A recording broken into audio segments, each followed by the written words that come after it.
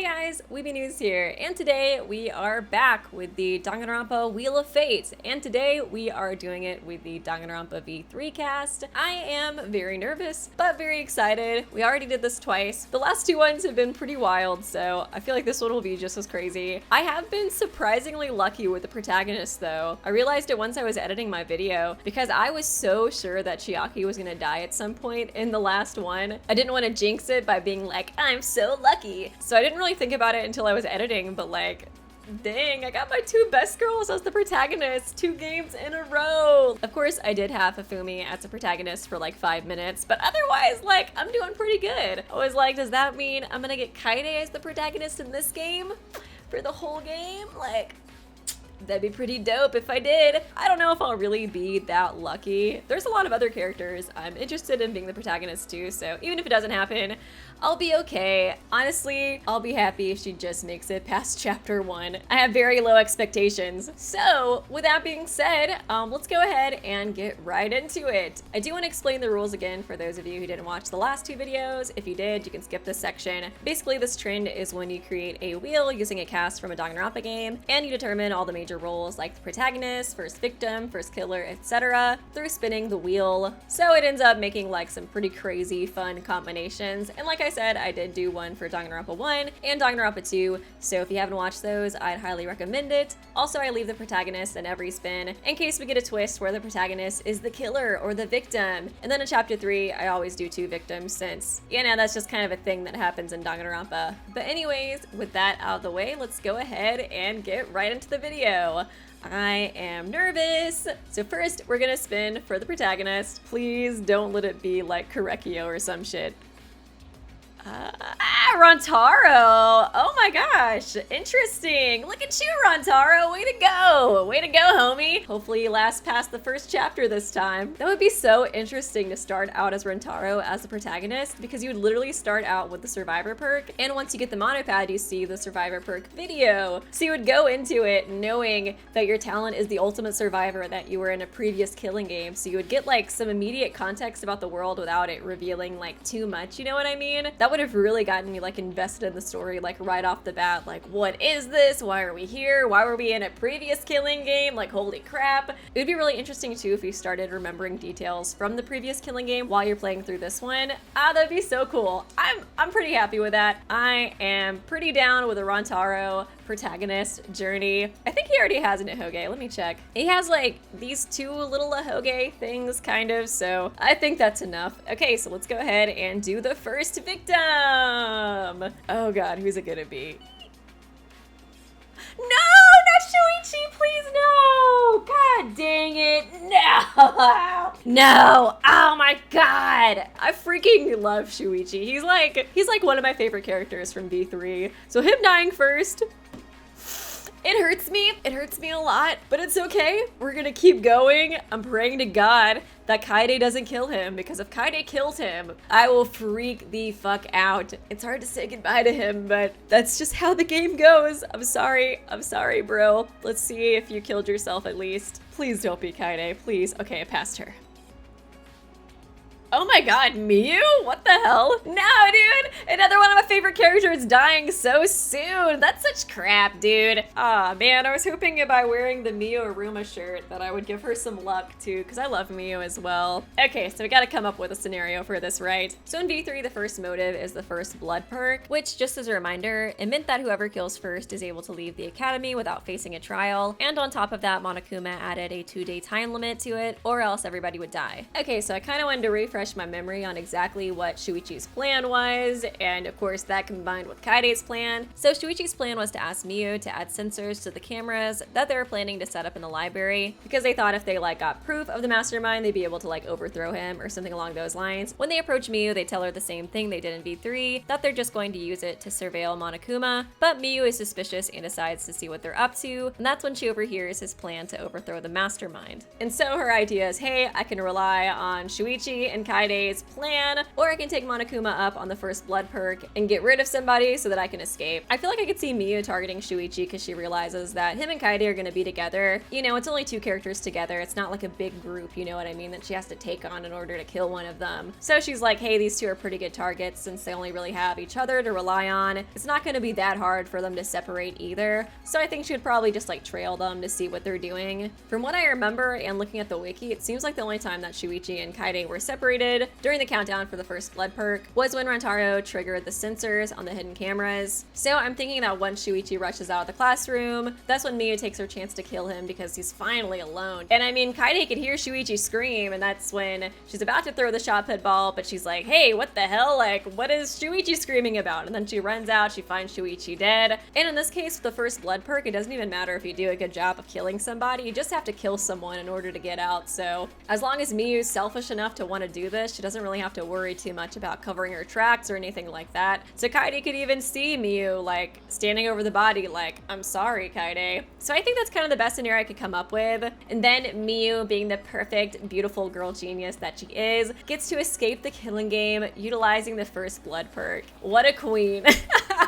Miyuruma lives, baby. I guess in a way my shirt did help her. So congrats, Miyu. Proud of you, queen. It would be pretty weird to not do a class trial for this one, but overall I think it's a pretty interesting scenario. I bet Kaede would be like super confused once she sees Rantaro's face and all those pictures and stuff too. Like, okay, so Rantaro's the mastermind? I could see her confronting him about it too, and he's like, no, I swear I'm not. It'd be interesting too if he shows her the survivor perk or if he decides not to trust her and doesn't show her. I feel like with Rantaro, his personality is very hesitant to trust people. I mean, that's what we saw him do in the first chapter, so I don't think he would trust her, and I think it would just massively raise Kaide's suspicion of why he was there. And that would be a very interesting beginning to their relationship. I like where this is going so far. Okay, so the victim of chapter 2. Let's go for it. I'm scared. Oh, Angie. Okay, that's a little sad. I kind of wanted Angie to last longer in this one, to be honest. I've seen a lot of people say that they thought that Angie could be like a really interesting antagonistic character in V3, and I do agree with that. It would have been nice to come up with a killer scenario for her too, because I think even if she wasn't like an antagonistic type of character, she would have made an interesting killer for sure. Just seeing like how potentially manipulative and stuff she can be during chapter 3, it made me really interested to see her more in like a villainous type of role, so it's a bit of a bummer that she's a victim, but what can you do? Who is Angie's killer? Kurekio again. Oh my god. Oh my god. Poor Angie. Killed by Kurekio once again. Always destined to be a friend of sister. Oh, that is so depressing. That's sad. That's so weird. It ended up being kind of similar. Just a chapter earlier this time. Okay, so the motive for the second chapter was when the Monokubs distributed the motive videos, but they gave them all at random, so everybody got like a different motive video than they were supposed to get. I mean, it's not really that hard to come up with a reason why Kurekio would kill somebody. His motivation's probably one of the silliest, I feel like, in the franchise. He did it for sister. I guess if the Monokubs didn't mix up the motive videos and they just gave the right motive videos to everybody, Kurekio's could be pretty depressing, you know? He's got nobody on his screen. Just a recording of like his sister's grave. Monokuma's like, yep, the one you love the most is gone. And you know what you gotta do, Kurekio? You gotta send some friends to her. Do it, Kurekio. So hey, you know, Kurekio decides who would be a great friend to sister in this universe and the original V3 universe. None other than Angie. Poor Angie, dude. She can never escape Kurekio's creepy ass sister. Okay, so this is going to be the first victim of chapter 3. Let's see. At least it won't be Kurekio again. No! No! We lost him! No! God dang it! God dang it, Amami. Why? Why couldn't you last? Why couldn't you make it farther? Aw, man, that's so sad. We lost the protagonist. I guess in this version, at least you get to bond with Rantaro before he meets his inevitable end. Should we go ahead and roll for the next protagonist, though? Or should I do it after the next victim and killer. I guess you gotta switch to somebody right after he dies, so let's go ahead and roll for the new protagonist, baby. Dude, I'm gonna fucking die if, like, we get our next protagonist and it's like Kaide or something, and then she's the second victim of chapter 3. That would just be so freaking stupid. Okay, we'll see what happens though. Okay, who's the second or who's the new protagonist? Who is the new protagonist? That is what I want to know. Ah!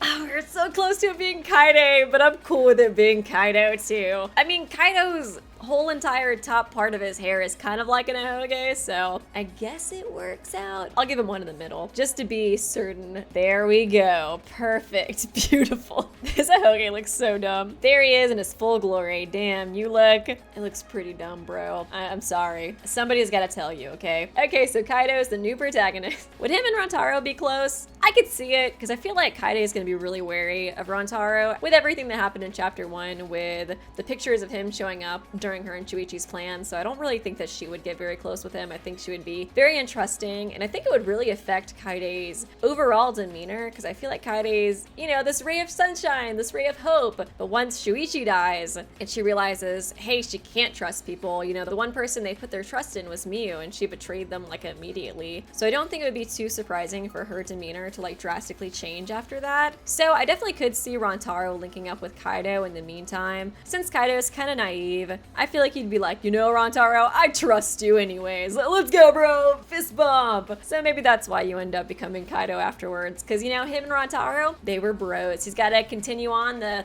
bro legacy. And let's find out who is the second victim. Dude, I'm nervous. Please don't let it be Kaido. That's going to be so stupid. Oh no, is it Kaide? Or is it Kibo?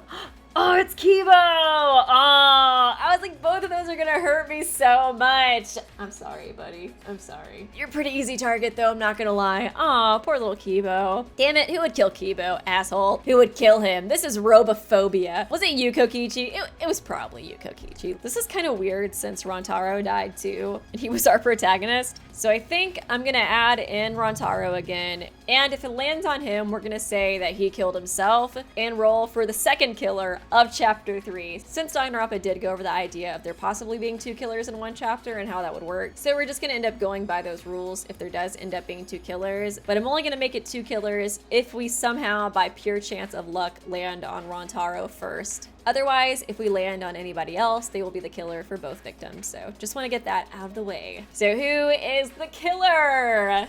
Who is the killer? Oh, Tenko. Well, I guess they were both guys. Dang, Tenko, really?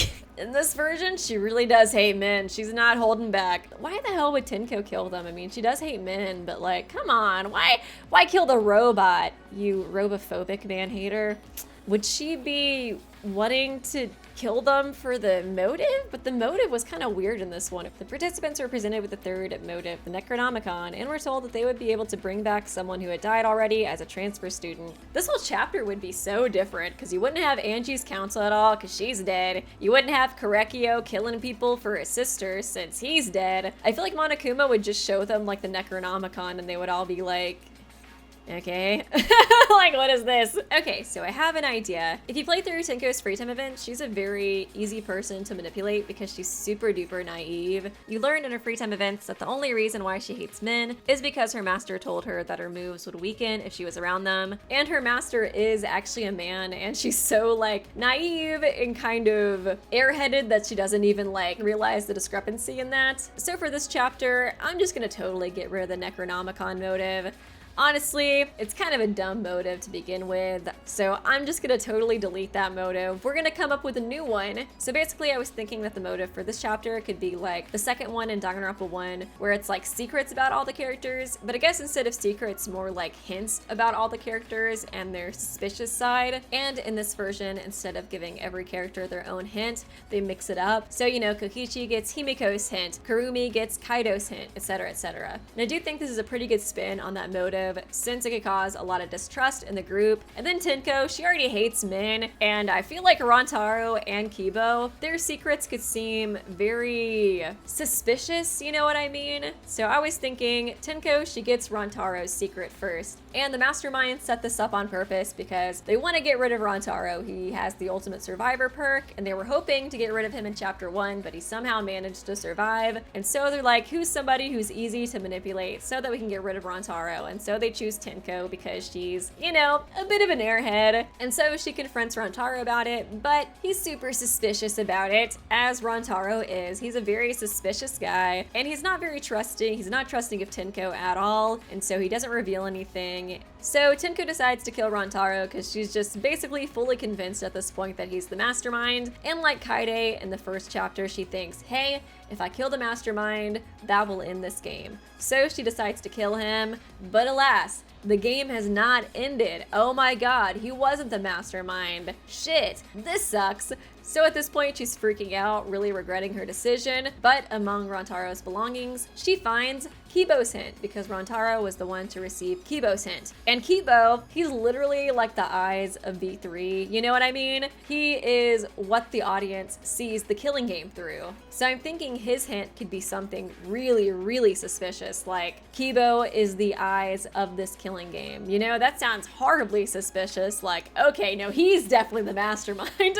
So she's super shaken up from killing Rantaro, like she thought she'd be the hero to end the killing game, but now a trial is about to start and she's the blackened, so she confronts Kibo about his suspicious hint in a seriously panicked state, and he can't explain it away, so she kills him as well, desperately hoping that he's actually the mastermind and all her efforts haven't gone in vain. Also, I think it would be interesting because you start out the chapter as Rantaro, so you would get Kibo's hint first, you know what I mean? So you would get this really suspicious hint of Kibo is the eyes of the killing game, and I think Rantaro would be more calculative about it than Tenko would be. He would think, you know, holy hell, this is very suspicious, but it could be Monokuma trying to trick me or something along those lines. But it would be really interesting to get that super suspicious hint and then for Kibo to die once you switch over to Kaido as a protagonist. You know what I mean? I think that would be super duper interesting. So this chapter ended up actually being a lot more interesting than I anticipated when I first landed on these characters. But before we get back to the video, I'd like to take the time to thank today's sponsor, Boxu. I don't know about you guys, but I love food, and that's why I'm super excited to have gotten this sponsorship. Boxu is a premium Japanese snack box subscription service that delivers original assortments of Japanese snacks and tea pairings every month straight to your door. They change the themes each month too, so you get to try all different types of authentic Japanese snacks. The one that I received was the Seasons of Japan box, and let me tell you guys, those snacks were so good. My personal favorite was the white strawberry, which is a freeze-dried strawberry infused with chocolate. Another really awesome thing about Boxu is that for some items, they'll give you 2 individually wrapped pieces so that you can easily try it with a friend. Also, Boxu partners with authentic Japanese snack makers who have been in the business for over 100 years. So when you order from them, you're helping support small family-run businesses in Japan. Also, I'm excited because I received a code as well to help you guys save money if you'd like to try it out. Use my code WeebieNews10 with the link in the description, and you'll be able to get 10% off of your own authentic Japanese subscription from Boxu. Like I said, these snacks are really good, so honestly, I'm gonna use it. Yeah, once again, thanks to Boxu for sponsoring this video, and I hope you guys will try it out.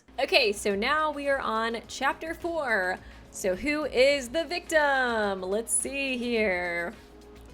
Let's see. Oh, Gonta, it seems like. Aw, man, that's sad. The buff dude can never make it past chapter 4, huh? Who would kill Gonta too? I bet it's you, Kokichi. You fucking freak. Okay, who is Gonta's killer? Let's see. No fucking way. No! What the fuck? What the fuck? Oh my god. Oh my god, this game is so stupid. You know what, Kaido? You lasted longer than Hifumi. That's not really saying much though. Oh my god, this game's a fucking train wreck so far. 2 chapters in a row, literally 2 chapters in a row that you switch protagonist, you know?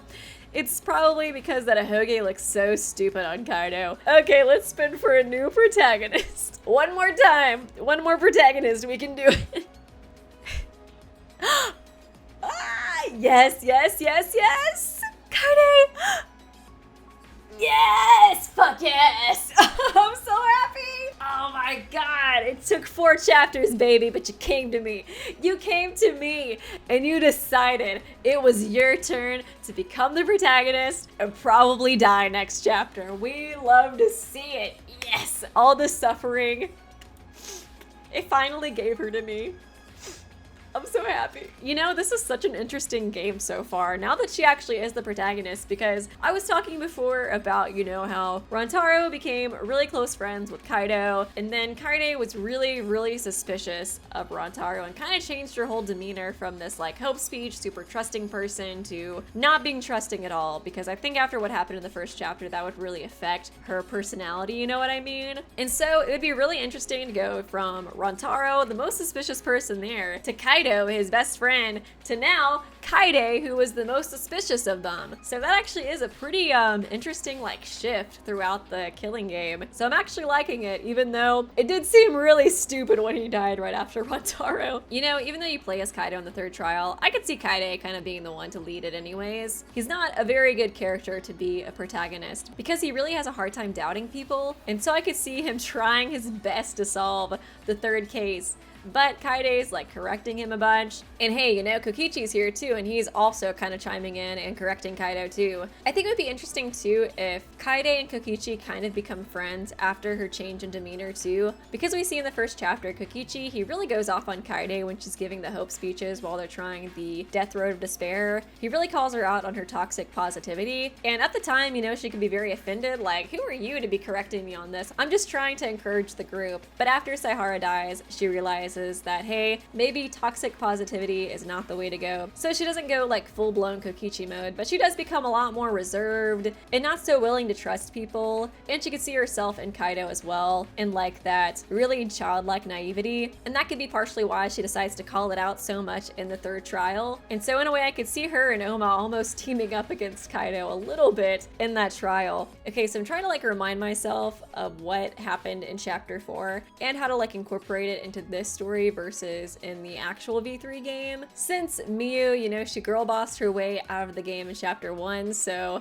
she's not super applicable in this situation like how much she was in the original chapter 4 in V3. Just to remind myself and you guys of exactly how that all went down. Basically, during her investigation of the computer on the 4th floor, she found out that it was a killing game simulator, but she reprogrammed it to get rid of all the dangerous items and make all the objects unbreakable. So in this version, the killing game simulator is not going to have those adjustments that Miyu gave to them. And it's just the original version that Monokuma created. So I'm guessing Monokuma is going to trick the characters into getting into the killing game simulator somehow. And then once inside the simulator, that will be when Kaido murders Ganta. And so with this, Kaido, he is naive, but he's still a really sweet character, you know what I mean? I don't really see him killing anybody on purpose, so I think it will be an accident. So in the original version, we know that Kokichi, he sees the motive for the 4th chapter, which exposes the secret of the outside world, the fake secret that he uses to manipulate Ganta into murder in chapter 4. I'm thinking he's going to manipulate this murder scheme as well, and it will be a lot easier for him considering that the killing game simulator is not made like baby-proof anymore. In the original version too, a big factor as to why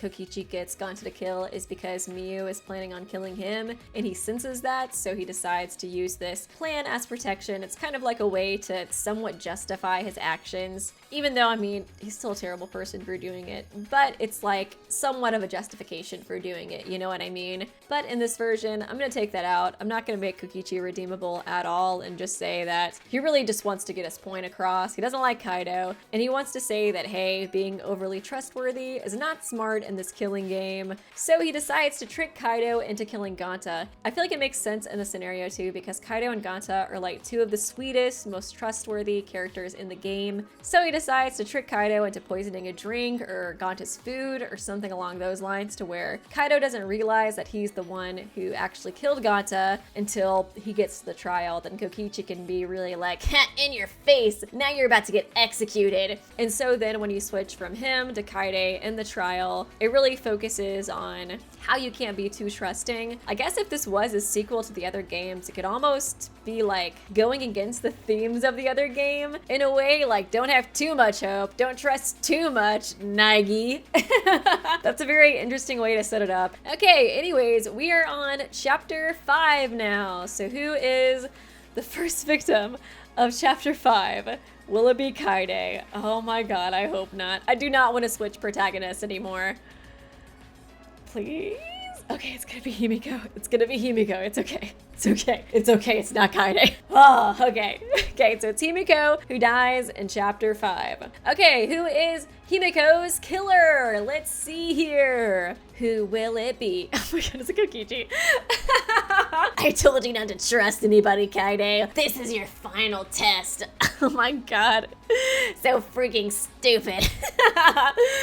So, I mean, after the 4th chapter, I think they're all gonna want to kill Kokichi. You know what I mean? I don't really blame them for wanting to kill Kokichi. I think they would all be very wary of Kokichi, anything he says, anything he does. They might want to tie him up, honestly, so that he can't incite any more murders. And in this one, I like to think that he still stole the motive from chapter 4 that shows the secret of the outside world. And so he decides to use that as leverage to get out of them, you know, trying to like basically tie him up to keep him away from all of them. Like, I'll let you know where it is if you untie me and let me do my thing. So at this point, I think Kaide would be the leader of the group, and she would be like, you know, no, I don't trust you. You need to stay tied up. I don't care what was in the flashback light. We just don't need you roaming around trying to cause more shit. And so Kaide feels that way, and most of the group does agree with her, but I do think there would be a couple of people that would want to know what the secret of the outside world is. And he's really talking it up, you know, he's making it sound like it's the most interesting thing you've ever seen in your life. And he could imply, you know, how devastating the video is, and really make it to where they want to see and find out what's happened to their loved ones, what's the state of the outside world. I feel like Kurumi has the biggest reason for wanting to know about the outside world, since she was like literally the prime minister. So I think she would probably be the one who's the most tempted to go along with Kokichi and untie him in order to find out what the outside world's actually like. So I'm gonna say that she's the one to approach Kokichi, let him go, and then Kokichi is roaming free, Kaide's pissed off, and he's scheming a new little plan after this. I can see it to where Kokichi, he decides that this is his chance to finally kill somebody and try to get out, you know? And so he decides to kill Himiko and frame it on Kurumi, since she was the one who let him go, and it'd be pretty easy to frame her considering she really would have the most reason to want to escape the killing game to protect her people. She would definitely be like the most desperate. So I'm gonna say that he kills Himiko and he tries to frame it on Kurumi. And of course Kokichi's not like omnipresent. He doesn't just know that Kurumi was the prime minister of Japan. I'm thinking the way he finds out about that is throughout the killing game, he tries to find opportunities to gain more information on other characters, especially the ones he thinks he can easily manipulate. And Kurumi, I do feel like she's very motherly, she's very caring, so I feel like she's a character that he could go up to and be like, yo Kurumi, do my laundry. And so then she would be preoccupied doing his laundry, and that would be a good time for him to try to pickpocket her lock and look through her stuff. And I could see him doing that with other characters who are naive enough. And so he would find her motive video, and that would be how he finds out she's the prime minister, and he's like, ooh, I can use this to my advantage. And so he kills Himiko, and then yeah, during the trial, he tries to pin it on Kurumi, but is unsuccessful because Kaide is a beautiful, perfect genius who solves the case. We love to see it. We are going to find out who is the mastermind. You know, it could actually be Samugi again, which would be really interesting, honestly, since she's like the mastermind in V3. But we will see. Who is it gonna be? Oh man, I'm so nervous. Who is the mastermind? Is it really gonna be her? Oh my god, no fucking way. When you're just that big of a Junko stan. Oh my god.